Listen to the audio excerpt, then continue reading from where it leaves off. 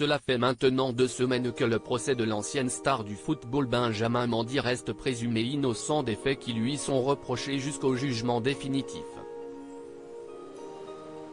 Le procès a débuté du côté de Chester, pas très loin de Liverpool, en Angleterre. Un procès particulièrement médiatique et qui fait énormément parler, tant la notoriété du sportif est grande.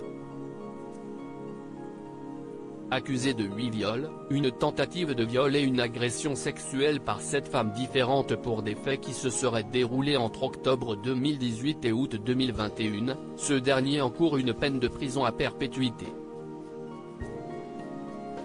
Mis sur le banc des accusés aux côtés de celui qui serait son complice, Louis Saha Maturi, aucun lien avec le footballeur Louis Saha, Benjamin Mendy fait face depuis plusieurs jours aux témoignages des plaignantes et certains récits sont parfois très difficiles à entendre.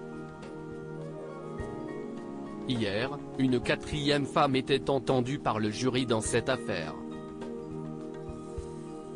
La jeune femme, dont le nom n'a pas été révélé pour préserver son identité, affirme avoir été violée par le sportif de 28 ans dans son manoir, situé à l'écart du voisinage et qui fait l'objet de beaucoup d'attention, le 23 juillet 2021.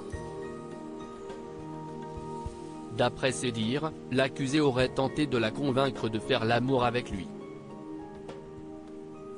Benjamin Mendy l'aurait forcé à lui faire une fellation pas intéressée, cette dernière aurait tenté de trouver des excuses pour ne pas faire l'amour avec Benjamin Mendy, expliquant notamment qu'elle avait peur que ça lui fasse mal, ce à quoi il aurait répondu, « Elle est petite, ne t'inquiète pas », en parlant de son sexe. Face à une situation inextricable, elle aurait finalement cédé et fait une fellation au footballeur. En 20 secondes environ, c'était fini, précise-t-elle.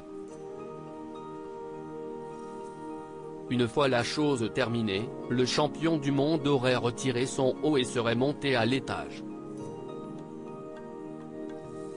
La plaignante se serait alors sentie sale et honteuse, avec l'envie de prendre une douche, tandis que Benjamin Mendy aurait continué à lui envoyer des textos les jours suivants.